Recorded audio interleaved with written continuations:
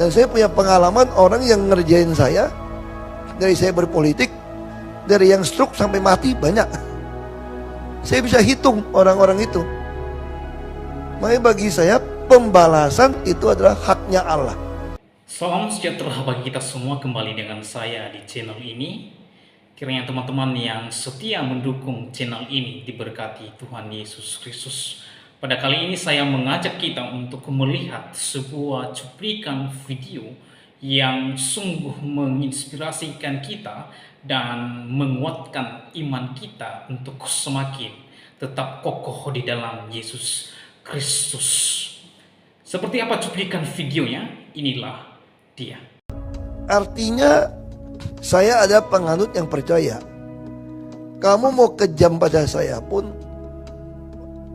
Allah yang kami kenal dalam Yesus Kristus itu adalah hakim seluruh bumi. Kamu mau berbuat apapun, kalau tanpa seizin Tuhan gak mungkin berlaku pada saya. Makanya waktu saya pilkada orang curang kepada saya, mereka bilang sama saya, gimana bos? Kalah.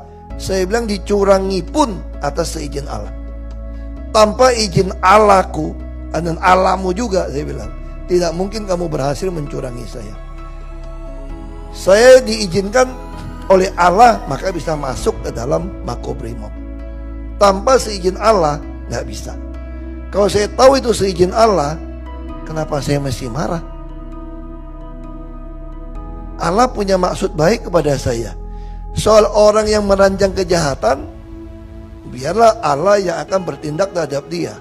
Mudah-mudahan dia juga menjadi orang yang bertobat mengenal Allah. Sama kayak ditanya wartawan kasus sekarang soal salib gimana. Buat orang Kristen tidak akan marah sebetulnya ketika orang mengatakan salib ada jin atau apapun.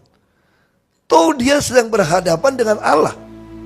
Dan bagi iman saya, Allah saya itu Allah yang hidup, Allah yang sudah bangkit dari mati. Dia bisa berbuat apa saja. Dunia diciptakan dari dia. Jadi saya tidak. Nah, ini soal keyakinan saya. Jadi kalau ada orang nyakitin saya, ya bisa kita emosi ya. Jadi saya begitu pulang, saya hanya berdoa saja, ngadu sama Tuhan. Dia begitu sama saya. Kalau Tuhan mau menghukum dia, makanya saya dalam menjawab di pengadilan, kalau kalian menjolimi saya, maka Allah akan mempermalukan kalian satu persatu. Dan itu ternyata Allah lakukan. Dan saya punya pengalaman orang yang ngerjain saya, dari saya berpolitik, dari yang stroke sampai mati banyak. Saya bisa hitung orang-orang itu. Makanya bagi saya pembalasan itu adalah haknya Allah, bukan saya. Saya tinggal ngadili. Saya katakan ini soal keyakinan, kami tidak pernah balas. Baik lagi soal itu, saya tidak pernah mau balas. Kalau dulu mungkin kita emosi ya. Nah, saya belajar hadapin kasus demi kasus. Saya ditanya dari Romo. Ini mohon maaf, bukan mau ngajak kabar Kristen ya. Saya ditanya dari Romo. Saya bukan Katolik, saya Protestan. Makanya tukang protes melulu kan, Protestan. Saya Protestan. Itu Uskup Agung jenguk saya. Dia tanya satu pertanyaan menarik. Pak Ahok. Pak Ahok kan orangnya emosional, meledak-meledak. Kenapa waktu hakim ketok palu yang tidak adil, memutuskan sesuatu berbeda dengan tuntutan jaksa loh sebetulnya. Walaupun hakim berhak, betul Pak ya? Jadi hakim memutuskan sesuatu berbeda sama pasal tuntutan jaksa. Supaya apa? Supaya bisa langsung kurung saya. Kalau pakai tuntutan jaksa kan maksimal 4 tahun. Nggak bisa langsung tangkap saya, harus tunggu inkra. Tapi kepentingan politik, Ahok lebih baik dikurung. Kalau tidak dikurung, bunganya datang gitu banyak, 1000 lebih orang datang ke balai kota sampai Oktober. Apa nggak kacau balau ibu kota? Satu-satu cara masukin dia, taruh di Cipinang, bahaya juga. Kalau terbunuh gimana? Jadi saya dikarantina lah di Makobrimob. Gak boleh lihat aspal.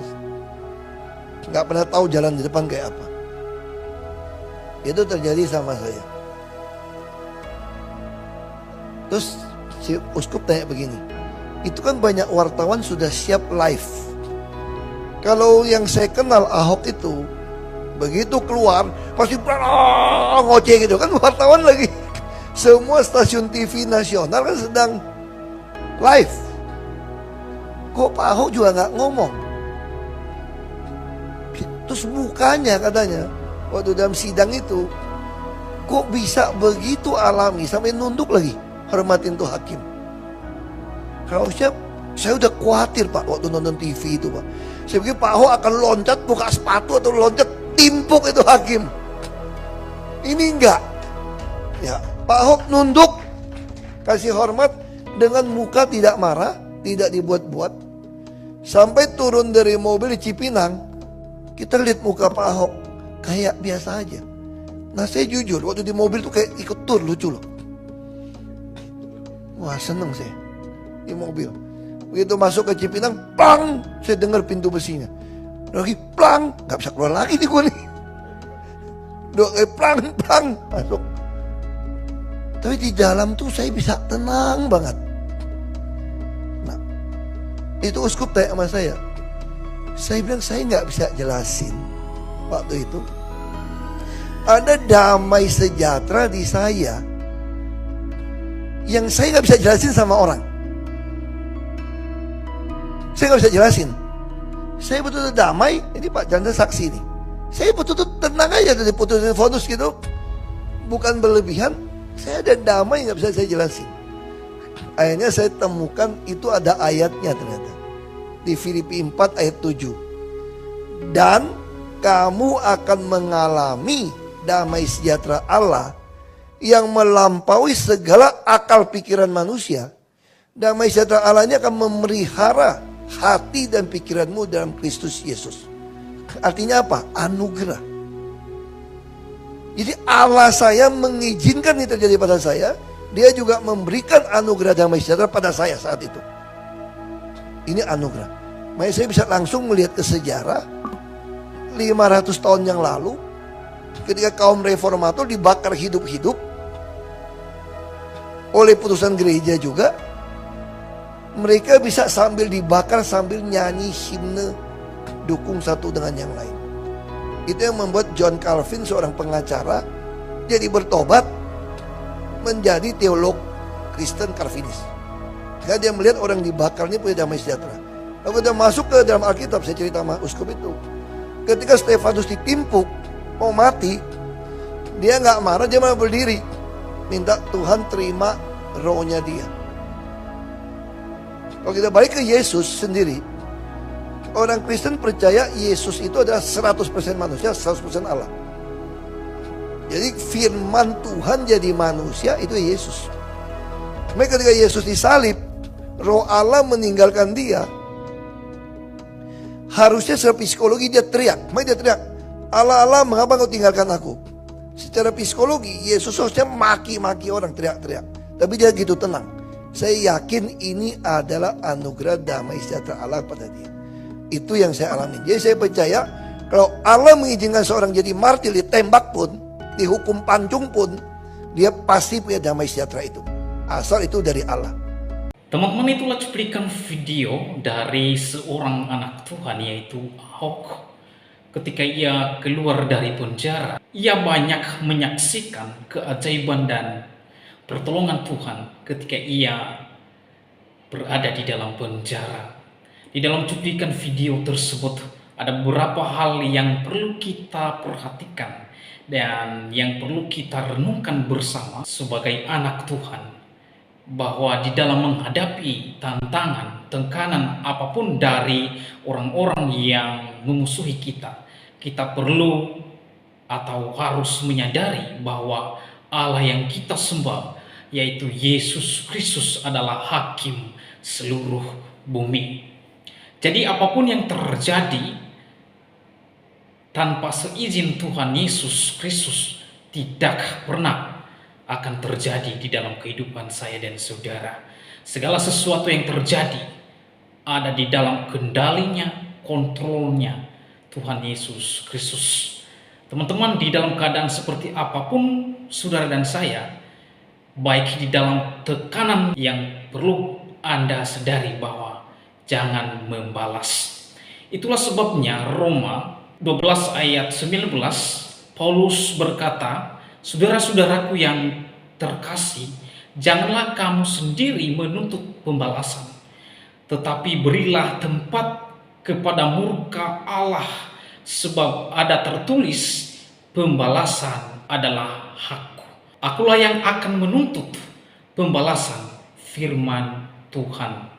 Ibrani 10 ayat 30, sebab kita mengenal Dia yang dimaksud di sini adalah Tuhan Yesus Kristus, yang berkata, "Pembalasan adalah hakku, akulah yang akan menuntut pembalasan."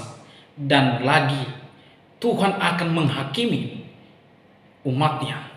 Teman-teman, alasan kita atau alasan orang Kristen tidak membalas apabila orang-orang menolak kita atau menolak rumah ibadah, dihina, dicaci maki, dan bahkan dilecehkan, karena kita memberi tempat kepada Allah, karena pembalasan adalah hak Tuhan sepenuhnya, bukan kita manusia ini yang menuntut pembalasan. Jadi oleh sebab itu, ketika Anda berada di dalam situasi apapun, ingat, jangan membalas, karena pembalasan adalah hak Tuhan kita, yaitu Yesus Kristus. Itu yang pertama. Yang kedua, di dalam tekanan, di sana kita melihat bahwa penyertaan Tuhan selalu datang pada waktunya. Jadi di dalam tekanan, di dalam tantangan, di dalam penderitaan, di sana ada Tuhan yang menyertai. Di dalam cuplikan video tersebut, Ahok menyaksikan bahwa ada sukacita, ada damai sejahtera yang sungguh ajaib dan luar biasa yang tidak pernah ia alami sebelumnya. Namun pada saat itu ia mengalami damai sejahtera yang sungguh luar biasa, bahkan tidak bisa dijelaskan dengan kata-kata, ataupun manusia tidak bisa memberikannya.